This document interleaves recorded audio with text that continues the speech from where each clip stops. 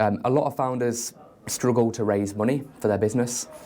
You raised in your previous company what was, I believe, like the largest crowdfunding campaign or something for a tech business at the time. So what advice would you give to founders looking to raise and do that in 2024 and beyond? Yeah, well, I think there's a lot of, it's a lot of kind of fetishization of raising money. So the first thing is make sure you raise money because you need the money and you have a really good plan for the money and you've gone as far as you can go without the money.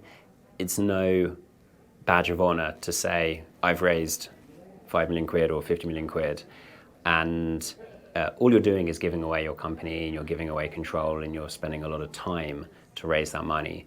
So in general, I'm a fan of raising really only when you need to and going as far as you can without that additional capital. Often people find that they think money is going to be the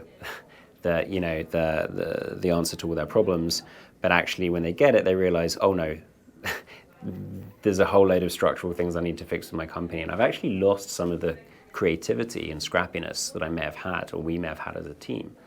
Now that we've got all this money in our bank account, we're thinking lazily, and maybe we're being lazy because we've got this cash. So do you really need the money? Then I think, when you start thinking about raising money, think about the different sources. They've all got pros and cons, from angel investors to VCs to private equity to crowdfunding and others. So understand those. Normally you would start with angel investors, try and find some relevant people who you think will be able to add value. If they're not able to add value, make sure they're not going to add negative value. So kind of reference these people really well. And then, just be really disciplined once you have the cash. It's a hard thing to do and an easy thing to say. But ultimately, I think, successful execution is about discipline for really, really prolonged periods of time. And financial discipline is really crucial. So, I think that's easier when you're on your second or third company because you've just got more experience of managing these things, processes, and what to do when you have the cash. But yeah, it's a difficult environment, and the whole funding climate's changed so much since 2021, and it is almost, or it's getting halfway towards a regression to the, what business used to be like when you actually had to fund expansion through cash flow. And it's certainly nowhere near there yet. But this is the reality of business, is I think that it's really, really hard. And, people in tech will often whinge and be like, oh, these valuations suck, and VCs are blah, blah, blah.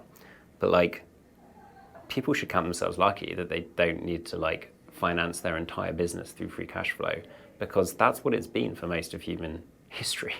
And it's therefore taken a very long time to grow businesses, and sometimes centuries or many generations. And so ultimately you just can't get away from the fact that you need a business model that is going to work. Usually that is going to be something simple, where you can see the value and you can understand the value relatively early on. And I think the businesses that are, struggling to raise money are the businesses which exist on an Excel and theoretically work at tremendous scale. And most of those businesses are probably businesses that no one should have been funding at the top of the market anyway, because they're bad businesses and don't stack up. And so I think, what we're seeing is probably a return to the basics, which is, I think, a good thing. For the most part. And in terms of the really interesting deep techie stuff in AI and robotics, I still believe that good businesses, good founders are for the most part raising the funds. And if they can't, that is a reality of this new market. We've probably in the past had too many companies. And it's probably a better thing if we, concentrate talent in slightly fewer of them. Yeah. But yeah, anyway, that's a few rambling thoughts, Alfie. No, that's good. As a fully bootstrapped founder, I appreciate the market correction to some degree. It's, yeah. You mentioned there about talent at the end. Let's finish on the note of talent. What's your approach to hiring? How do you build a high-performance team? What do you look for when interviewing potential beamers? These are big questions. So the three things that I've often looked for is sort of first passion, which you can assess in a number of different ways. Like predominantly it's sort of the extent to which people have validated their interest in the company. So you actually want to create quite a lot of friction. You want to make it relatively hard to get a job. Sometimes, you get feedback saying, this interview process took up way too much time and I was asked to do this. And it's like, okay, well, I'm sorry you felt that way, but we actually want people who are really, really keen to work here. We do want to screen for passion. Do people really want this job? If they don't want it, they're wasting their own time and they should go and do something that they're actually excited to do. Another thing I look for is what I would call kind of a high performance environment. So someone who has spent some time in an environment of excellence. Now, it might be that that might be a sporting environment. They maybe played netball at a high level. It might be something completely different. But somewhere in their life, in some domain, they've been doing things to a really high standard and they've learnt from people who place an excellence bar. Because you don't want someone to be coming into your environment of excellence and high performance and for them to have to adjust to that for the first time. And then I think the third one is what I would call kind of startup hardened.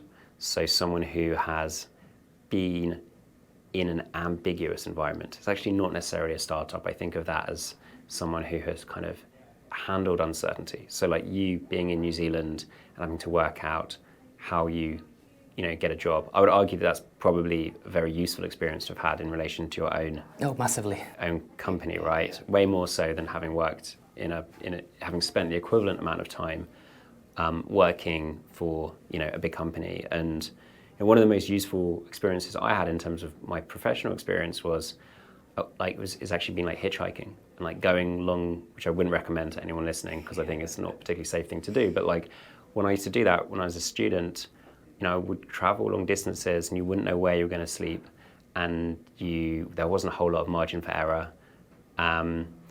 and it was sort of a bit scary and a bit exhilarating, but you got good at psychologically handling that uncertainty. Experiences like that are really, really valuable because anyone entering a well-run startup needs to be ready for change.